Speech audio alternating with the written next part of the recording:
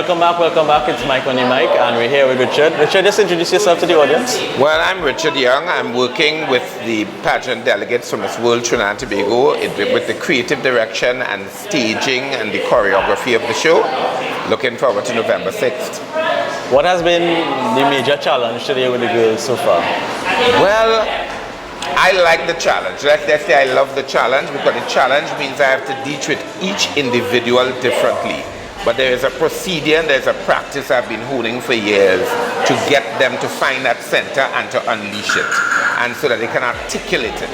And that's where their confidence is found. Their confidence is found right within them. I believe everybody is confident. So I'm not accepting, I'm a shy girl, I'm a timid girl. Yeah. You are confident. I'm going to access that confidence so that you can tell me your story. Share with me your biography.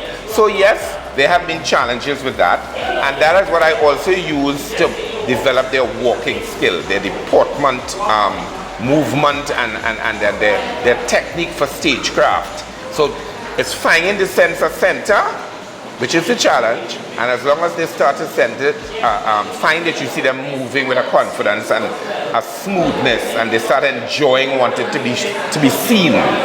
For Richard, beauty with a purpose is the underlying core of the actual pageant. What does beauty with a purpose mean for you? Beauty with a purpose has several levels, because beauty with a purpose to the Miss World charity organization is to service the less fortunate and the underprivileged.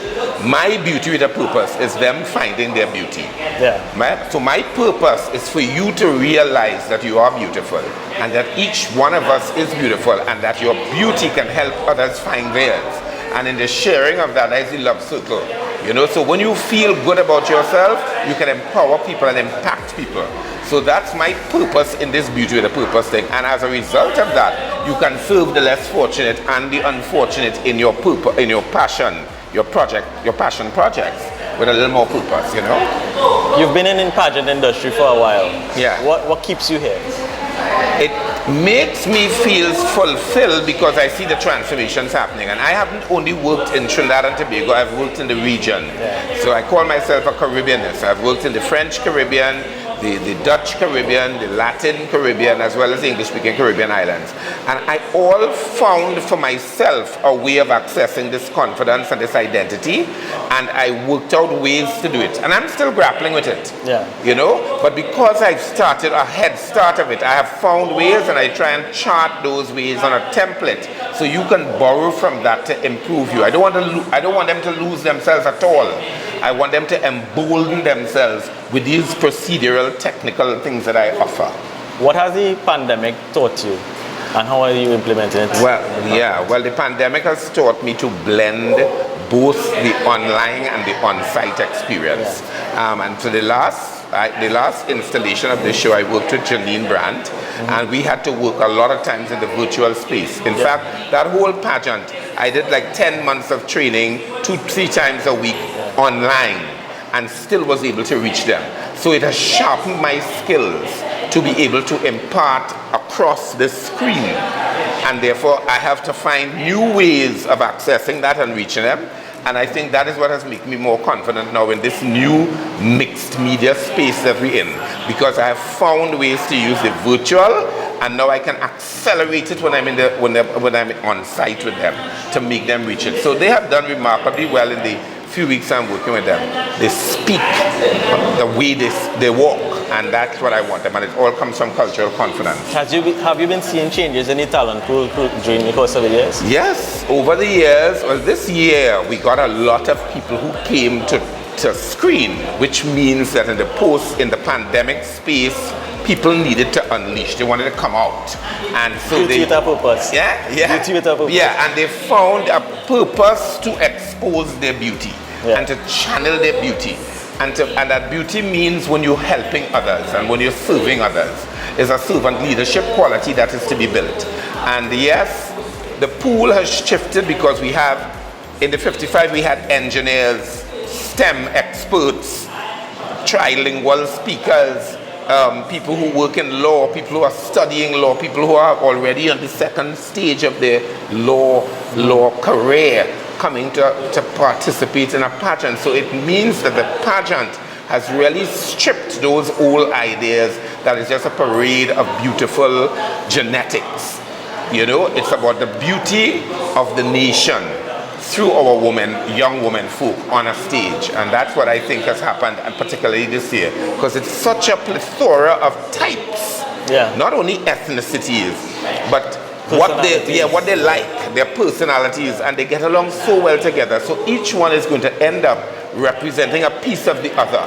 Yeah. And so that the winner is going to be 17 girls, you know, exposed in one girl to go to the international pageant. I have two final questions. What are your words of advice for girls coming into the pageant next year? And also, secondly, what are you looking forward to the final night? What is it you're looking forward to? Okay, well, girls coming into the thing, you have to be courageous. Yeah. You have to go beyond what your boundaries are, which is what these young ladies did. Yeah. Don't limit yourself, because the way to move forward and advance any career is in your PR, your public relations, your human connection capacity. So you have to come out of the shell. Yeah. And coming out of the shell, this pageant allows that. And any walk of life that allows you to come out of the shell so that you can really give your full potential, you must follow that. So that's what I will say. And for final night, I want to create the best show that has ever happened. And I charge myself that responsibility each time.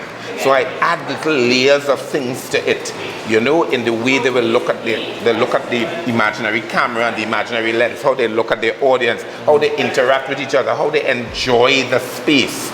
And I have stripped off competition from the indulgence of the training. So they're not vying for no crown. You're participating in a parade of national beauty, and it's really about the journey more than ending up at the end. When you end up at the end, we all feel like winners. And if I see all my young ladies feeling well about themselves because they did their best, that's what I want to achieve. And we celebrate whoever the judges have awarded the prize to go international. I know I said that was my final question, but final question, we always have final question on Mike on the Mic. Yeah. Does personality matters? Personality can be cultivated. Yeah. So you have to now. So when I told them, like last session, I told them what I can do in a quick term is strip things off of you that don't belong in this space. Okay. Right? So, and then you have to cultivate some that was not part of your upbringing. Yeah. How you sit, you keep your knees together, your ankles together, you sit with your lower back up, you sit more to the edge of the chair. That might not have been your training, but now you cultivate that. So if I pass and I look through the crack of a door at you in another room, I'll say, that's a confident young woman in there, because you are using the techniques of confidence. Okay. You know, so when you cultivate that, and your personality knows to get more outgoing, the living in a cocoon has to be removed. You have to metamorphose like a caterpillar into a butterfly, and be the beauty for yourself, for your family, for the community, because they're representing communities, and for the nation at large. Thank you, Richard. Thank you for coming here on Mike on the Mic. Yeah. It definitely was a pleasure. If you see the video, make sure and share the content. Make sure we're trying to get the message out to the wider public too as well. We're going to get more support for the final night. It's just definitely a pleasure understanding the passion, and just standing next to you, you can feel the passion for the girls. Yeah, I do. I feel it. I love it. I love them. We look forward to the final night, guys. Take care. Okay.